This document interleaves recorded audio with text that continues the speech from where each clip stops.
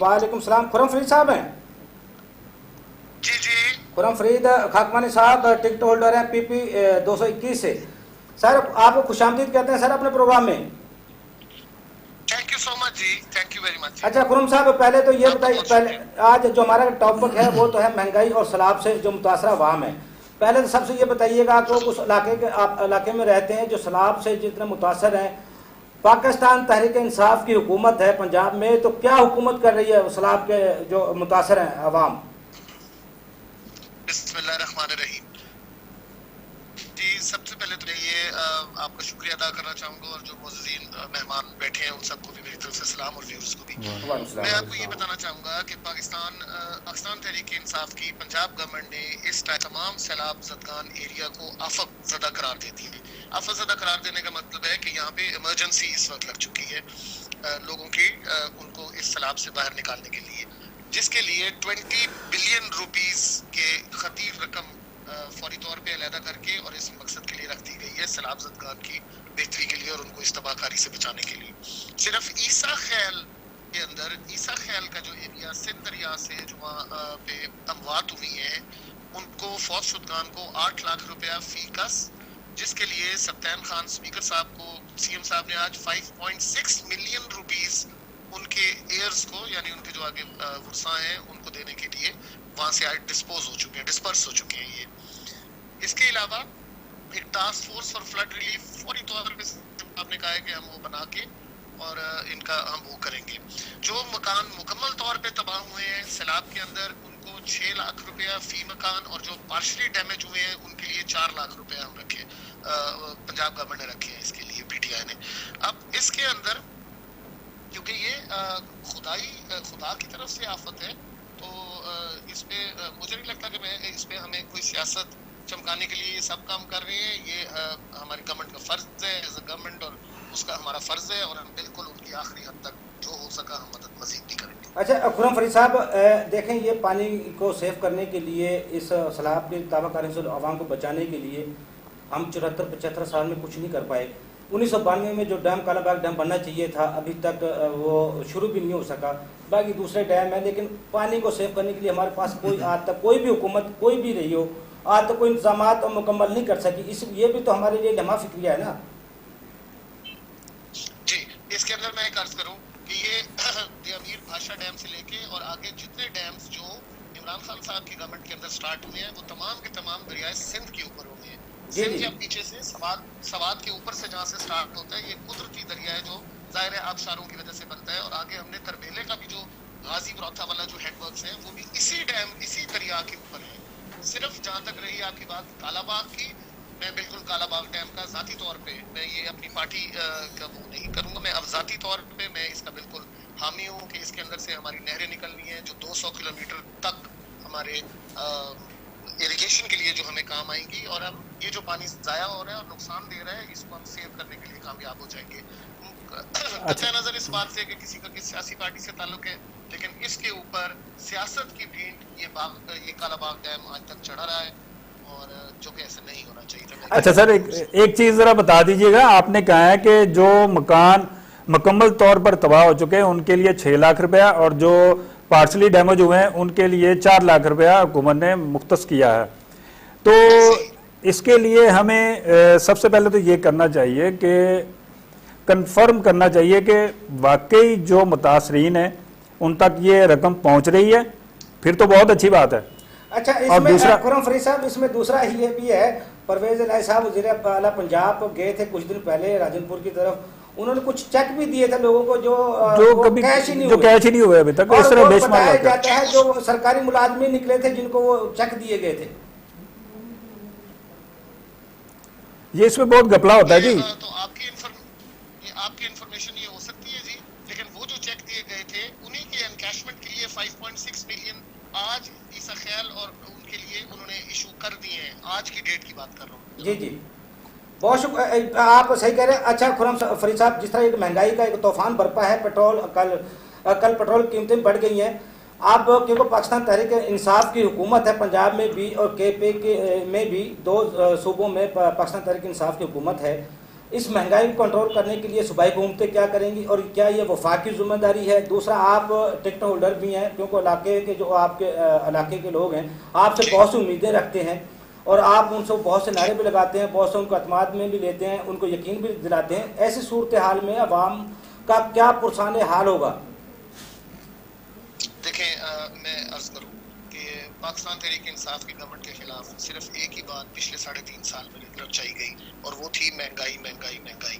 اور اس مہنگائی کو جب ہماری گورنمنٹ کو رجیم چینج آپریشن کے تھرو ختم کیا گیا اور یہ پی ڈی ایم کی فسطائیت کی حکومت جب یہاں پہ آئی تو اس کے بعد جب مہنگائی بڑھی تو عام آدمی کو بھی اس بات کا احساس ہے کہ عمران خان نے تو مہنگائی کو کنٹرول کیا ہوا تھا اور بالکل یہ IMF کے آگے لیٹ گئے ہیں.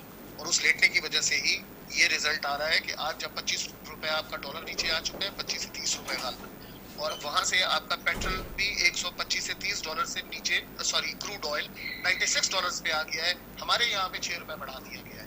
تو یہ تو صاف ظاہر ہے کہ کوئی تو شرائط کسی کی تو ہے جس کے اوپر ہم بڑھا رہے ہیں. بھائی یہی تو بات میں کر رہا تھا پہلے بھی, آپ نے شاید سنا ہوگا کہ پیٹرول کی قیمتیں تو پہلے بھی بڑھائی جاتی تھیں, عالمی منڈی میں کم ہو رہی تھی تو پہلے بھی بڑھائی جاتی تھی.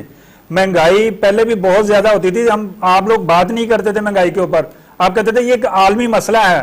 مہنگائی کے اوپر تو پوری دنیا میں مہنگائی ہو رہی ہے, آپ دوسرے ممالک کی مثالیں دیا کرتے تھے, تب پاکستان کی بات نہیں ہوتی تھی. میں اس کا جواب آپ کو دینا چاہوں گا. جی یہ دینا چاہوں گا کہ ایک تو اس وقت اکنامک کرائسس پوری دنیا کے اندر چل رہا تھا اور یہ کوئی میرے اور آپ کے کہنے سے نہ یہ ہو جائے گا اور نہ یہ انڈن ہوگا, کیونکہ یہ تو ریکارڈڈ ہے, ہر چیز ڈاکیومنٹڈ ہے. اور اس وقت ڈالر ہمارے ملک میں جو 110-15 روپے 20 روپے تھا, 20 روپے ہماری گورنمنٹ سے پہلے, اس کے اندر جب انکریمنٹ ہوتی تھی تو ہم ڈالر کی پرائس کو اس کو میچ اپ نہیں کر سکتے تھے آئل میں, اور اس کے لیے ہم نے بڑھائی تھی. لیکن باوجود اس کے 150 پہ ہم نے اس کو بریک لگائی ہے. 159 سے جب IMF نے پریشر ڈالا ہے ہم نے اس کو 10 روپے اور گھٹایا ہے اس کو, اور یہ واقعی عالمی مسئلہ تھا.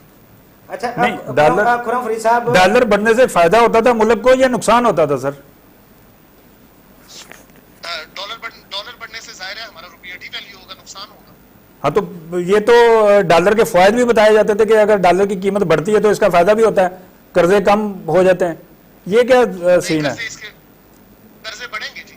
اچھا خرم فرید صاحب, اگر کسی نے کہا ہوگا, یہ سر فواد چودھری صاحب نے کہا تھا, آن دی ریکارڈ ہیں چیزیں. جو ضمنی الیکشن تھا اس میں پاکستان تحریک انصاف کی جو جیت تھی وہ سب کے سامنے تھی. آگے جو ضمنی الیکشن آ رہا ہے آپ کے لیے تو یہ فائدہ ہے, مہنگائی ہو رہی ہے, اگلا الیکشن آپ کے حق میں جائے گا. اس پہ تو خوش ہونا چاہیے ان کو. جو یہ بات نہیں کر رہے ہیں, جو عام لوگ نہیں خوش ہونے کی بات نہیں ہے جی, عام لوگ اس سے متاثر ہو رہے ہیں. اور اس کے اور یہ ہیٹ جو ہے یہ ہر کسی تک پہنچ رہی ہے, جس کی جتنی چادر ہے اسی طرح اس کے اخراجات بھی ہیں. جی کاشتکاری کی طرف آتا ہوں میں, 2-3 چیزیں کروں گا جی. میں پارٹی اور یہاں پہ پوائنٹ سکورنگ کی کوشش کی بجائے کچھ تھوڑی سی انفو شیئرنگ کی اگر ہم بات کر لیں تو میرے ساتھ میرا خیال ہے زیادہ موزوں لگے گا اور بہتر بھی ہوگا. دیکھیں میں پہلے بھی ایک ٹاک شو میں یہ کہہ چکا ہوں کہ آنیسٹلی اسپیکنگ جو ایگریکلچر کلاس ہے, چاہے جو مزدور بھی ایگریکلچر سے ریلیٹڈ ہے, اس کو اس مہنگائی کا فرق صرف 6 مہینے کے لیے پڑے گا, اس کے بعد نہیں پڑے گا. مجھے اجازت دیجیے گا اس کو ایکسپلین کرنے کی, کیونکہ جو کاشتکار ہوں میں اپنی پچھلی فصل بیچ چکا ہوں پچھلے ریٹس پہ, جبکہ جب میں اگلی فصل کی جو ان پٹس ڈال رہا ہوں وہ نئے ریٹ سے ڈال رہا ہوں. لیکن کوئی بات نہیں, میرے لیے 6 مہینے مشکل ہے, اس کے بعد میری جب فصل مہنگی بکے گی جس سے عام آدمی کو پھر نقصان ہوگا تو میں تو بیٹر آف ہو جاؤں گا. پھر جو مزدور ہم سے ریلیٹڈ ہے, جو کاشتکاری سے ریلیٹڈ ہے, اس کو ہم ان کائنڈ پے کرتے ہیں. فار ایگزامپل کہ گندم کاٹنے کے 1 ایکڑ کے آپ 5 من دیتے ہیں. جب 1100 کی گندم تھی تو 5500 دیتے تھے, اب 2200 کی گندم ہے تو اس کو 11000 مل رہے ہیں, وہ بھی بیٹر آف ہو جائے گا. میرے ملک کی جو سیلریڈ کلاس ہے, چاہے وہ گورنمنٹل ہے یا پبلک اینڈ پرائیویٹ سیکٹر ہے, جتنا اس کے ساتھ ہو رہا ہے ظلم, اللہ معاف کرے, اس کا گزارا مشکل ہو چکا ہے. آپ اس کی تنخواہ بڑھا رہے ہیں 5 سے 10%, چاہے پرائیویٹ میں بڑھا رہے ہیں چاہے گورنمنٹ میں. میں پوائنٹس ہونے کے لیے بات, لیکن وہ بھی بڑھائی نہیں جاتی, یہ صرف بیان ہی ہے. یہ فرید صاحب یہ جو تنخواہ بڑھانے کا یہ تو سب سے زیادہ worst record P T I کا ہے. انہوں نے پچھلے 4 سال میں 1 دفعہ بڑھائی, اور اگر اس لحاظ سے دیکھیں تو انہوں نے پے انکریز جو ہے صرف 1 دفعہ کی, مطلب 4 سالوں میں. جی جی 4 سال میں انہوں نے کی. میں مجھے مارکرز کے ساتھ اس کو میں کنیکٹ کرنے دیں گے بات کو تو پھر آپ اپنا سوال کیجیے گا, میں بالکل اس کو لوں گا.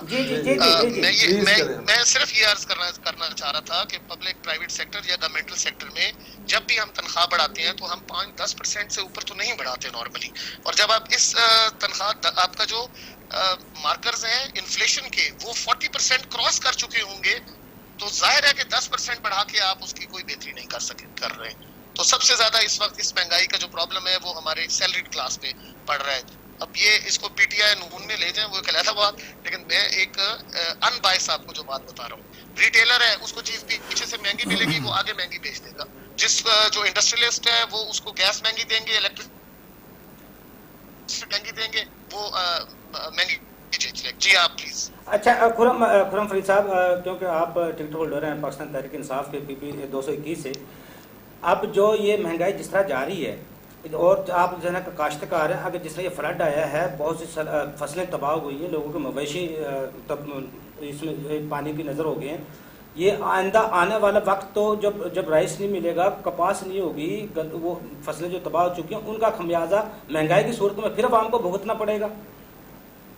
ایبسلیوٹلی. جی خرم فرید صاحب. جی بالکل ایبسلیوٹلی ان کو بھگتنا پڑے گا. اچھا خرم فرید صاحب, آخری سوال سر میرا یہ ہے, جو مہنگائی کا جو جن اب بے قابو ہوا ہے کہ پاکستان تحریک انصاف کے پاس کوئی ایسا آلہ یا کوئی ایسی حکمت عملی, ایسی کوئی پالیسی ہے جو اس مہنگائی پہ قابو پا سکتی ہے؟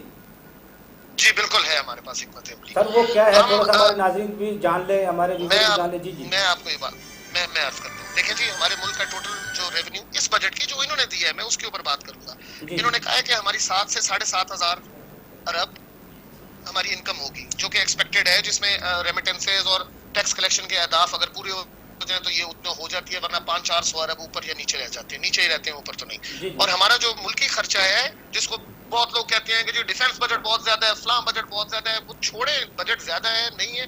ہمارا ملکی ٹوٹل اخراجات کی مد میں 4.5 ارب ہے. کوئی بھی وہ ہو وہ 7,500 کماتا ہو اور 4,500 خرچ کرتا ہو تو وہ تو امیر لوگ ہوں گے ظاہر ہے جن کی بچت ہو رہی ہے. ہم نے ہمارا جو 12,000 ٹوٹل انہوں نے بجٹ کے اندر ہمیں بتایا ہے اس کے اندر 8,000 ارب ہم نے IMF کا دینا ہے. IMF کے آپ کے اوپر سینکشنز ہیں, IMF کے اوپر اوپیک آئل کو ریگولیٹ کرتا ہے. جرمنی جیسا ملک روبل کے اندر رشیا سے آئل خرید رہا ہے 35% سستا, گیس لے رہا ہے 30% سستا. $33 بلین کی ہم گیس باہر سے پرچیز کرتے ہیں. اگر ہمیں 30% سستی گیس کہیں سے ملے تو ہم $10 بلین ایک اندر اپنے ملک کا سیو کریں گے. انڈیا بھی خرید رہا ہے. آپ نے کیونکہ IMF سے اپنی قسط لینی ہے اور آپ ان کے اندر آگے لمٹ بالکل ہی مطلب لیٹ ہو چکے ہیں تو آپ ان کی ہر شرائط وہ لگانی ہے. آپ کی الیکٹریسٹی کاسٹ آپ دیکھیں چیک کریں کہاں پہنچ گئی, آپ 250 سے قریب ہے ڈیزل. اس کے اوپر آپ کی کون سی انڈسٹری سروائیو کرے گی, be it agriculture be it production industry.